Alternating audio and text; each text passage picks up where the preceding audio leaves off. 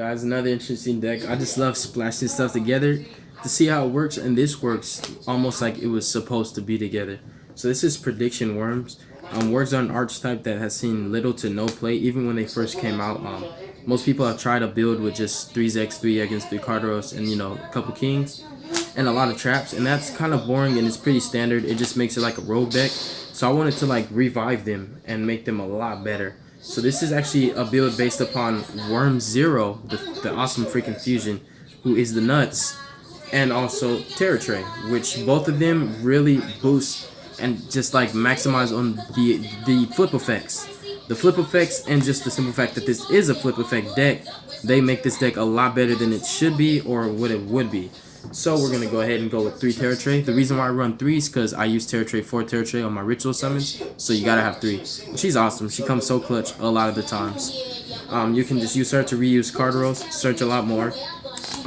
You can, when your Yegin gets bounced, to bounce a card, you can chain and then put them face down again.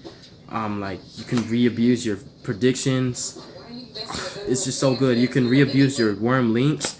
Like, it's just a lot of stuff that you can do with her. Like, if you set links, you can flip it that turn and then get a draw that turn. It's so good. So there's a lot of situations where she just makes it a lot better.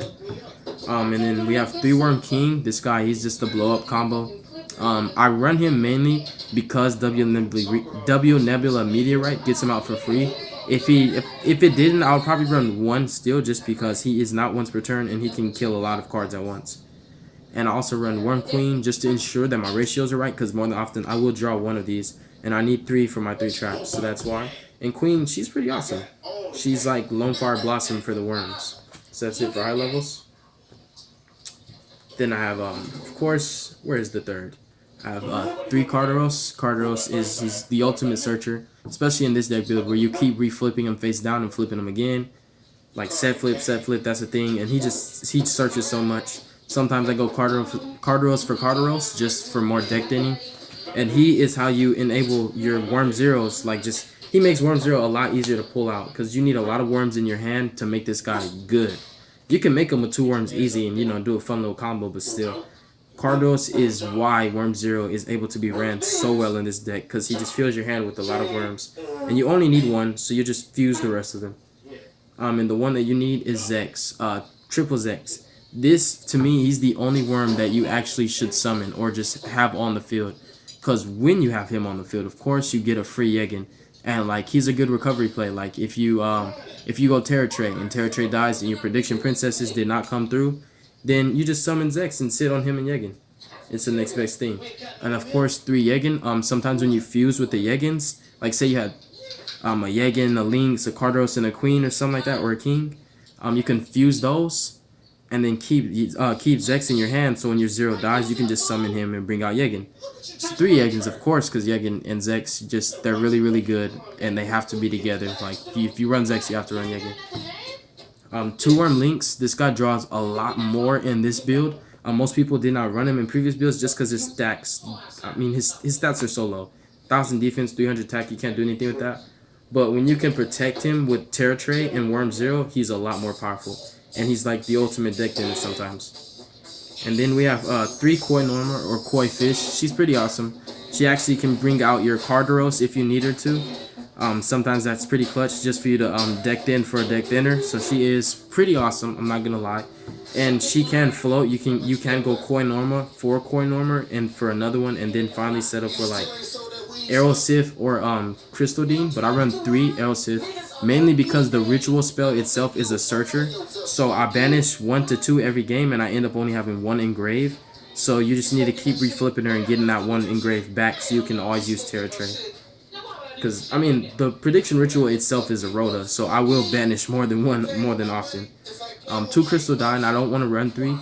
It does brick, and a lot of times you only resolve 1 and just keep recycling that 1, reflipping it and setting it and stuff like that. And you can even special summon it from your grave with Terror Tray. But I do run 2 because just the ratios of having enough prediction princesses for Koi Norma to actually be good. And Crystal Dine actually has a pretty big booty for her to be in the main deck. She's pretty cool. Then I run 3 prediction ritual because this is a searcher. I would run 2 because I only really summon 2 Terror Trays. but I'm running 3 because it is a freaking searcher, and it's awesome. 3 polymerization for worm 0, obviously. Poly, I think this thing, like, once upon a time, poly was like $7, and I don't know why. I was like, what deck is running poly like that? 2 MSTs and 2 night beams. Now this could be twin twisters, but I'm running night beam in this build in particular for those reactive traps, like something that you can MST and it can still be chained. That's why I'm running night beam, because this deck will lose to Vanity's Emptiness, it will lose to Floodgates, etc. If there happens to be a face of Vanities, that's much better. I can get rid of 1 back row plus the Vanities, so that works too. But MSTs are for pendulums, and the night beams are actually for back rows. I do not really do twin twisters. The only deck I would put twin twisters in is my Fable Dark Roads, which I'm gonna get twin twisters for that. But I've never liked twin twisters since it came out. It's like you don't really plus off of it, and it can just, there's so many different cards that can stop it. I mean, it's not that good to me. Stardust specifically would be a really good card, like Starlight Road into Stardust. I love that combo. I've started running Starlight Road and Stardust because Twin Twisters came out. 3 Nebula Meteorite. This literally, it triggers your Prediction Princesses at the same time it triggers your worms. If you have like an Aerosylph or a Crystalline or even both, and then you have like Carderos or Lynx, let's say you have Carderos and then these princesses, then you activate your Nebula Meteorite. You get to activate all of their effects at once. Flip, search, search, search, search, and then draw and special summon. See, that's just like, it's plus city.